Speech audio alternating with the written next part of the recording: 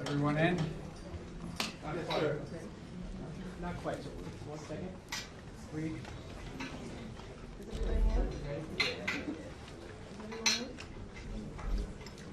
Are we good? We're good. We're good. You got the audio? Oh, my friend, welcome. Thank you. Welcome, welcome, welcome. See each other in Washington.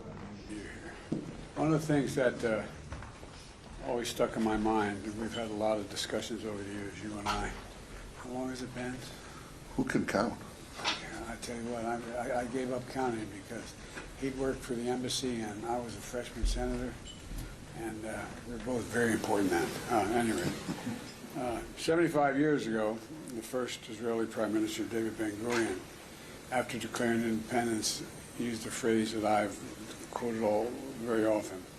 He said that if the world stands with Israel, the dream of generations will be fulfilled. The dream of generations.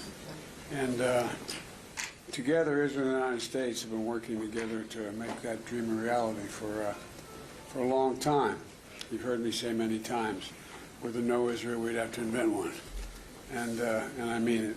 It includes building a more stable and prosperous Middle East that over time is beginning to occur, and through historic initiatives that have begun in previous administrations, including, most recently, the Indian Middle East European Economic Corridor, which I think has enormous promise after the G20 meeting in India, which is going to connect India and Europe through Saudi Arabia, the UAE, and Israel. I think it's a big deal, and we're working on a lot more together. Today, we're going to discuss some of the hard issues, and that is upholding democratic values that lie at the heart of our partnership, including checks and balances in our systems, and preserving a path to a negotiated two-state solution, and ensuring that Iran never acquires a nuclear weapon. Because even where we have some differences, my commitment to Israel, as you know, is ironclad. I think without Israel, there's not a Jew in the world that's secure. I think Israel is essential. And I look forward to discussing all of this with you and working together with your team to fulfill those, as Ben-Gurion said, the dream of generations. I think we have a chance to, you know, I suffer from oxymoron, Irish optimism. And I think that you look at, if you and I 10 years ago were talking about normalization with Saudi Arabia, and I think we'd look at each other like, who's been drinking what? But we're Good Irish whiskey. Good Irish whiskey. That's the reason why I've never had a drink. Anyway, so welcome, Bibi, and hope we can get some things settled today. Thank you, Mr. President. Joe, we've been friends for, I've checked it, over 40 years, and our friendship goes a long way and can take us a long way. I'm delighted to see you. I think we live at a time of great promise, but also grave danger. You just spoke about that great promise in the G20 meeting that you participated and led. You spoke about an economic corridor that would link Asia, the Middle East, and Europe together, and such a corridor will make Israel a very important hub on a highway of unprecedented prosperity. But I think, and you think, that it can do something much bigger than that. I think that under your leadership, Mr. President, we can forge a historic peace between Israel and Saudi Arabia. And I think such a peace would go a long way, first, to advance the end of the Arab-Israeli conflict, achieve reconciliation between the Islamic world and the Jewish state, and advance a genuine peace between Israel and the Palestinians.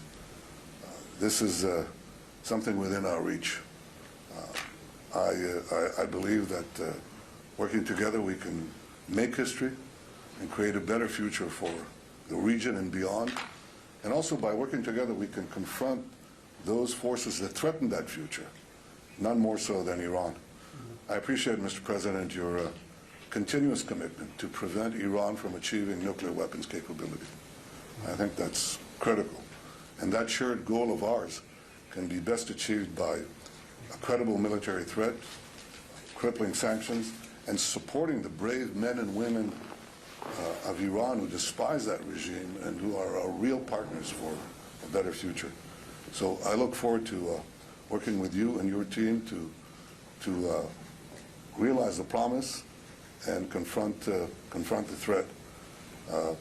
As I said, we live in, and you said, we live in uncertain times, rapidly changing times. So I want to reassert here before you, Mr. President, that one thing is certain and one thing will never change, and that is Israel's commitment to democracy. We will continue to uphold the values that both our proud democracies cherish.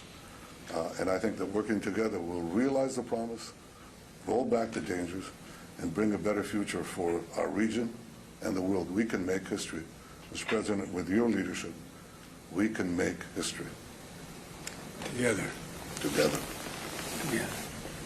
Okay. Thanks, President. Thanks, guys. Mr. President, what do the Palestinians need to get? Thank you, guys. Appreciate it. Thanks, Press. Are you worried about democracy in Israel, Mr. President? Thanks, guys. We're heading out. Thanks, guys. Everyone's gonna head out. Yeah. Price. Thank you. Mute. They're down. Is that what you were saying? Yeah, waiting for you.